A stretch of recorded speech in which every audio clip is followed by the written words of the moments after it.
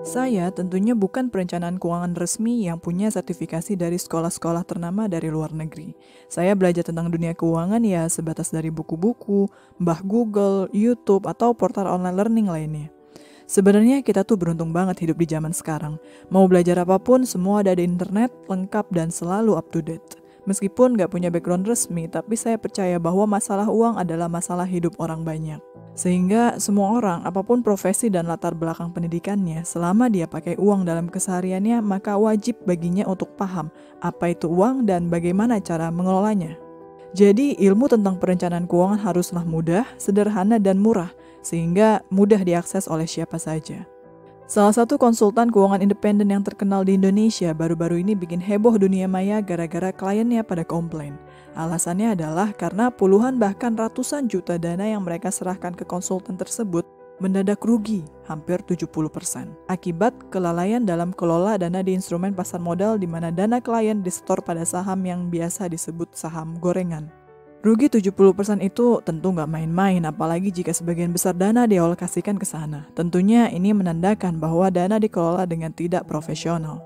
Saya sendiri lihat portofolio klien yang mengaku dikelola perusahaan perencanaan keuangan tersebut, cuman bisa geleng-geleng kepala sambil elus dada. Beneran ngeri deh itu, lihat minus duitnya. Uang sebanyak itu yang susah payah didapat dengan banting tulang kerja keras hilang dalam sekejap mata.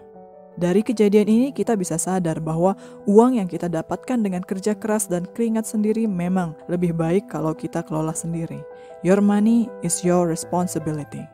Sebenarnya investasi di pasar modal sendiri sudah beresiko dan salah kelola dana oleh konsultan keuangan itu juga merupakan salah satu resiko besarnya.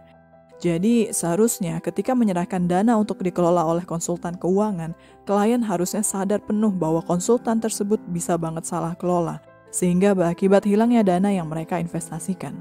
Konsultan keuangan kan juga manusia, apalagi jangan lupa mereka itu orang gajian juga loh, yang perusahaannya dapat duit itu ya dari komisi dan target. Nah pertanyaannya, apakah perusahaan konsultan tersebut sudah menjelaskan resiko ini dengan baik kepada klien? Apakah porsi investasi pada saham sudah sesuai dengan aturan perencanaan keuangan pada umumnya? Dan apakah konsultan keuangan itu benar-benar mau bantu klien bukan sebatas kerja target performa doang?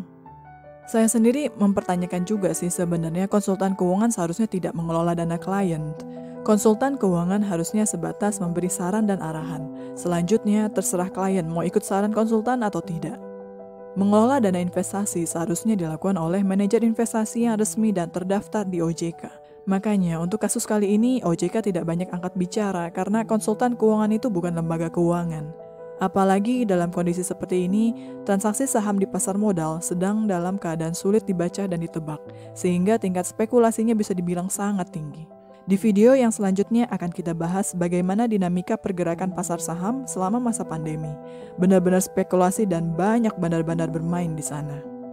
Di satu sisi, mencuatnya kasus konsultan keuangan ini bikin saya senang juga. Kenapa begitu? Hal ini semakin menyadarkan masyarakat bahwa kita harus paham tentang uang dan harus beneran ngerti gimana cara kelola keuangan yang baik dan benar. Udah jelas kan, bahkan konsultan ternama di Indonesia aja bisa salah kelola dana juga kok. Jadi jangan sampai kita nggak ngerti dan akhirnya ketika ada hal buruk yang terjadi, kita bingung mau ngapain.